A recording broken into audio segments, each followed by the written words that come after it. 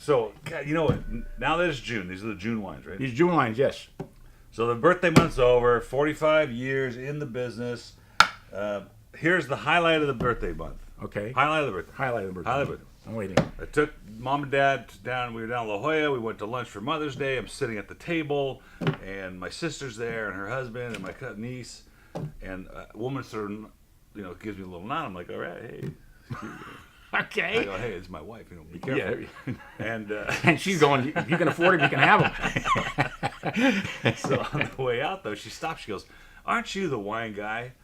I go, yes, I stood. She goes, I watch all of your videos. Wow.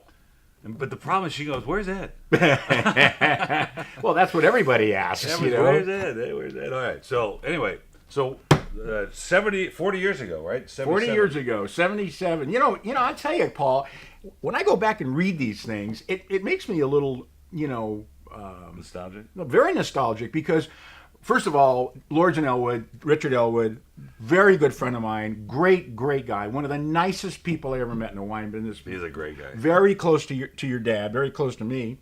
And then I read down at the bottom, oh, and by the way, Harry Waugh's in town and we're doing a tasting with him. We're doing a tasting of 68 and 69 Heights Martha's Vineyard, Wow. 71 Lafitte, 71 Margaux, and 73 Palmer. That's and in I'm the going, newsletter? why don't you do that?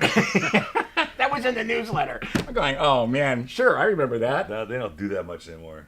Mark Toll was in the other day. And he told me about a tasting he did when he was working at the Marine liquor store in Manhattan Beach, just a punk kid. Yeah. And he went to a tasting of 45 First Growths, 1945.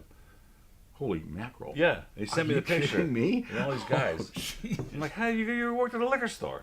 well, We had tastings of Matus and Lancers. that's right. But back Let me see then. what it is.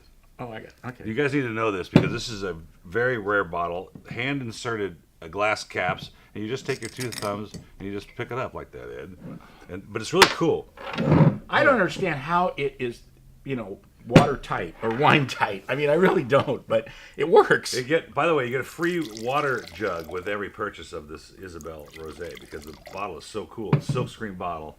And folks, let me explain to you if you haven't seen. This is the red selection this month, and the reason I chose the red selection is because it's a Mondavi wine, and we're so fortunate to get to taste and be part of the Mondavi dynasty, Wow. of the family now.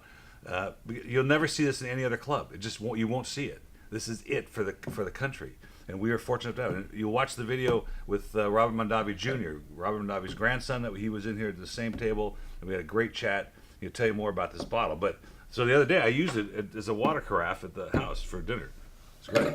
It's fabulous too. I mean, it's What a really, nose. really good. It's gorgeous wine. Okay, so it's got full body. I don't think it's sweet. Right, it's soft. No, it's not sweet, but it's got a lot of fruit. Absolutely delicious. I mean, really one of the best rosés I've ever tasted. I'm a 90. Isabel is Robert Mondavi Sr.'s daughter-in-law, Michael Mondavi's wife. Michael Mondavi's wife, right? And that's what this is made for. And so I wanted everybody in the club to get to taste this and be part of it. If you want a red wine to replace it, we will send you one at no charge. But I think you're going to like this wine. And Well, I'm going to take this, and I want a red wine to replace it. appreciate what it is because we want to show pedigree here too. We find all these obscure small wineries and small lots, but we taste the big houses as well. And what an opportunity for us. So I'm giving this a 96. I'm a 98. I'm loving it. I am absolutely loving it. I mean, I adore rosés anyway, and but that one is just spectacular. And you can recork it. Look at that. Ah, this is what I don't get. I don't get it, man. It's glass, and It's how European. So he tells me a story that there's no bottling line that handles that glass cork. So after they come out of the filler, he's got these people standing. I know. Their mouths clunk. $18.99 on the shelf, $7.99 reorder price. I'd get all you could on this one. I really You will not would. see it anywhere, folks. You will not see it in any other club in the business. Okay, here we And that's go. why you belong to this one. Antidote Sauvignon Blanc. This understand saved my life because I had an allergic reaction to some medications, and this is the antidote. I remember the brand. I remember the label going, why there's skull and crossbones on a Sauvignon Blanc? But this is an expensive label, too. Foil embossed. Wonderful wine, though. God, it is foil. I think, what happens here, somebody made a mistake, And that's when they thought they could get $20 for it, and they couldn't. So then they, and guess what? The grapes are coming up next year, and they got to do something with them. This is a 15. I like the mid palate as the fruit component. It's a very cantaloupe or something. Well, it's a different kind of Sauvignon Blanc. It doesn't have the white nectarine and the peach and the grapefruit. It's got some other different components in there. More soil like, more gravelly, So it's primarily Sauvignon Blanc, and there must be something in there like a. It does. It tastes kind of almost Rhônish, like there'd be some Roussanne or Marsanne or something like that, Man, I tasted a wine yesterday from the Pays d'Oc, from a winery called Papier. I was freaking out with this white wine. Papier, yeah, I've had that. Wine's out of this world. So good. Yeah, and it's not real expensive. The color was weird, but it wasn't. The color was dark, but it wasn't the dark orange that comes from oxidation. Right. So this is a 95 for me. I think it's great. It's delicious. I pinpoint that other grape. $15.99 on the shelf, $6.99 on the reorder price, and I'm doing a 94. Great summer wine too.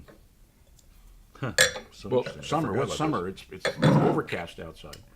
Well, it's June gloom right now. No, it's May gloom. May. May I? Please do. Okay, this isn't fair What? that these wines are here in this club. Oh yeah. Well, I'll tell you. These guys, this is the Shiraz, right? This is a Shiraz. All the wines are great. This is their lead brand. This is the brand that the winery puts their name on. They brought it all from here to Australia. They decided not to sell it. Well, last month we did the Pinot Noir. Right.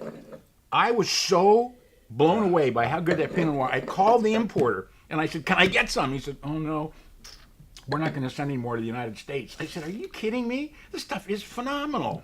I absolutely loved it, and this Shiraz is amazing too." Central Victoria. You know what I like about it? It's not boom in your face. No, it's not blowing out of. Yeah, but it ain't for midgets either. No, it's pretty. It's not real tame. I mean, it's still got some bottom end to it. I love it.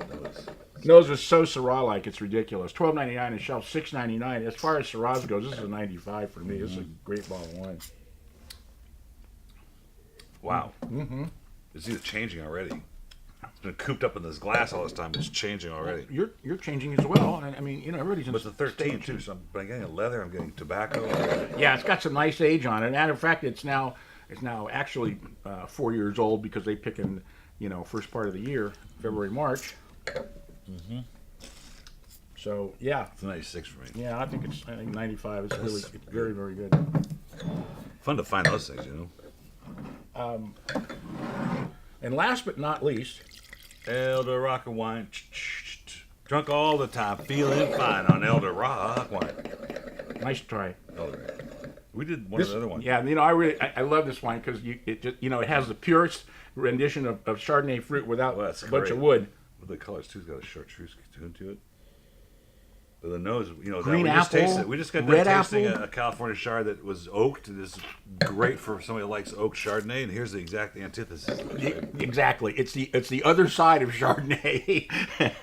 I mean, it might be barrel fermented. I don't think so. Matter of fact, as I recall, I don't think I saw any oak whatsoever. But that's full body. Man, it's delicious. 96. I am 96. I think it's delicious. It's a $12.99 on the shelf, which is a great price for a Chardonnay like this. What is it? $6.99 reorder. In there, I guess, or something. Well, you know what? You know how a lot of Chardonnays have a green apple is a very a typical characteristic. This one's got red apple. It's red apple. I'll buy that. I mean, buy that. That's kind of bizarre. That is kind of strange. I've never gotten that before. But yeah, I like it. I mean, I think it's delicious. $12.99 on the shelf, which.